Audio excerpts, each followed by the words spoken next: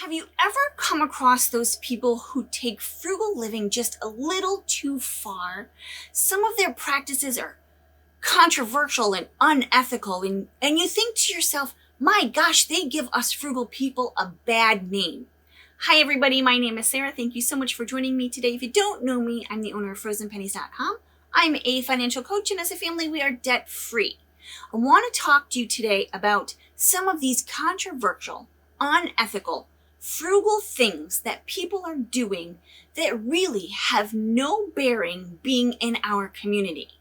Now, some of you may agree or disagree on these controversial frugal hacks. So let me know in the comments if you think that some of these maybe are okay. And I'll also weigh in a little bit on my opinion.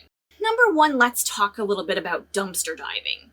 Now, if there's something sticking out, like a piece of furniture in particular, a nice wooden rocking chair, I might do my very best to pull that rocking chair out of that dumpster. We've seen a lot of this happen in college towns where the college students are leaving for the semester or for the summer or for good, and they don't want to take their furniture, rugs, things home with them, so they just ditch them. I also saw a special a really long time ago where this one woman never bought food. She lived in a city and the garbage cans would go out for the restaurants and the grocery stores every night on the curb for garbage collection every night. So she would go out after dark and dig through the garbage and the dumpsters looking for good quality food that she deemed edible. She never bought food. There's some extremes here. I'm not really sure if I would be digging food out of a dumpster, but a nice rocking chair might happen. Number two, skipping meals.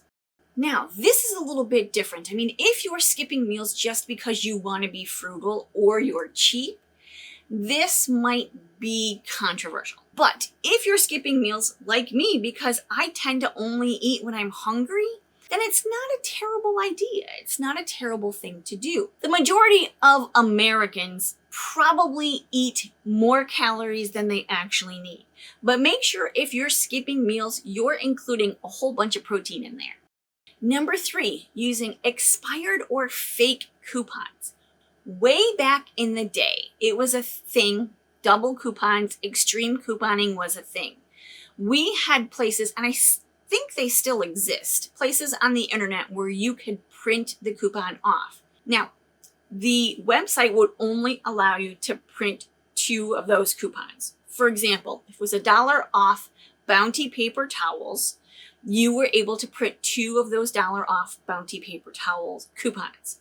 Some people would then take those to places like Staples or their library and photocopy those coupons in order to get more of them, in order to get 12 Bounty paper towels for free. And not to mention, some people tend to argue with the cashiers about their coupons. Number 4, piggybacking on public Wi-Fi. If you have permission, like for example, my library actually created a little enclosed lean-to hut with a bench on it in front of our library. So if people need, when the library is not open, if they need their Wi-Fi, they can go sit on that bench and get free Wi-Fi. Many other places allow you to do that. Many stores have free Wi-Fi. Home Depot, Dunkin' Donuts, for example, Starbucks. But if you find a loophole, say you're driving down the road and somebody doesn't have their Wi-Fi protected with a password, using their Wi-Fi, what do you think about that one? Is it a good idea? Number 5, returning used items. I had an acquaintance years ago who had bought a crock pot. He had that crock pot for quite a long time. The insert of the crock pot broke. So he went and bought a brand new, same brand crock pot, brought it home, took the broken insert out, the new one, switched them, and taped it back up again and brought it back to the store for a refund. I don't think that's a good idea. What about doing things like buying something, using it briefly, and then returning it. Like a dress. If you're going out to a wedding or a special occasion and you need a nice dress, purchasing the dress, tucking the tags back so nobody can see the tag, then after you're done wearing it, returning it. Number 6, lying about your age or the age of your family members just for a discount. Now, I can't tell you the amount of times that when I was a kid, my mom would say I was under 12 just so I could get a kid's meal. Right now, looking back to that, I wonder if that was ethical or not. And how many times have you seen somebody lie that they're a senior citizen in order to get a senior citizen discount? Now, my husband's the complete opposite here. He doesn't want to tell anybody that he's a senior citizen and he qualifies for a discount. I'm the one going, can we get a discount for this guy? Because he's kind of old. Number 7, taking advantage of error pricing. If you go to Walmart and you see that water bottles are in the wrong spot, they're underneath the dollar price tag. But when they actually get scanned and ring up, they're $1.77. Do you take advantage of somebody's mistake by taking a snapshot of that, a photo of that where the water bottles are, and arguing with the customer service representative because you think that because they have to honor their price because it was in the wrong spot? Is that frugal? Is that cheap? Or is that just plain stealing? Number 8, reusing disposable items. Now, I completely disagree with this. There is nothing wrong with washing out your Ziploc bags or when you get deli ham in that container, reusing that container. There's nothing wrong with reusing aluminum foil if there's nothing wrong with it.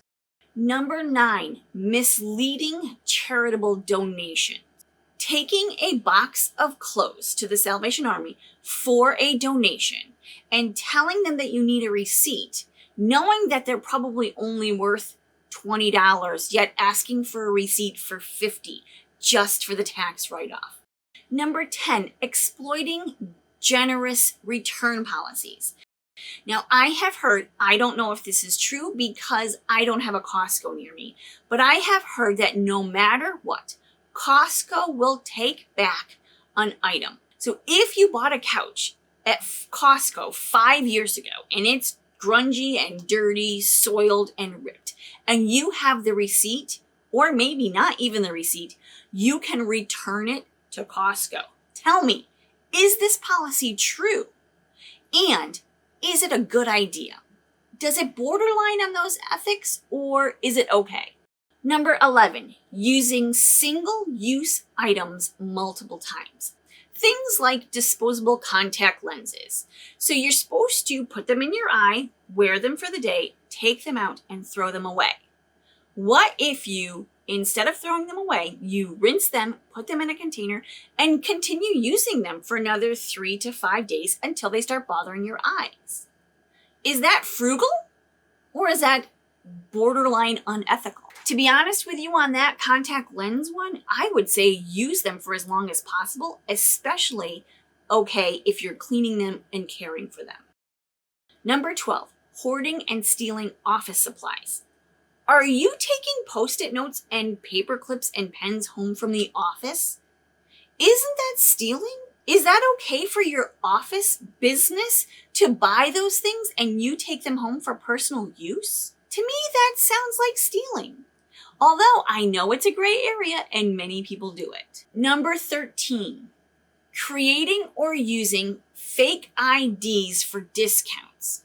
Now I'm thinking things like your old college student ID. Can you get by 1 more or 2 more years using that college student ID to get the student discount? I know for me that's not going to work. But what if I had an older sister, say, that looked just like me, who was 10 years older and maybe she could qualify for a senior discount? Is that okay to do? Sometimes with technology being as amazing and advanced as it is, I have heard of people actually creating student IDs, for example, so they could get student discounts. Now, it's now out of the question for somebody who's 51 to go back to the local community college. Creating a student ID when nobody really would know the difference is probably not ethical. Number 14, exploiting the free or low discount trials. Now, this is a big thing with streaming services because many of them will give you, say, a free 30-day trial or a lower priced 6-month trial and then raise the price after the trial is over. Many times I've heard of people, and I may be guilty of this myself, getting that free trial from one email, and then when the free trial is over a few months later, signing up for that free trial again with another email address. Is this controversial? Is this okay, or is it just plain wrong? And lastly, under the table work. I've heard this in the comments on my community many times. If you're looking at a side hustle and you're collecting that money under the table on the side, is that okay? Now, my tax advisor says that any money collected needs to be reported to the IRS no matter what. The IRS has guidelines to say whether that's a hobby, a small business, and how much you should be taxed on that.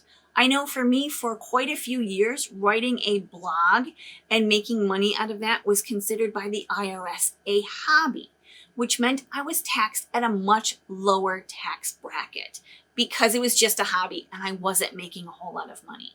But if I were to, say, be making cupcakes for kids' parties and I was getting paid under the table, is that controversial and ethical? So those are the 15 ideas that I have come up with the community's help on whether or not being frugal is controversial or unethical and exactly where the line is. Sometimes the line is super fuzzy. Let me know what you think in the comments below. Thank you so much for watching. I truly appreciate you and have a great day. Bye-bye.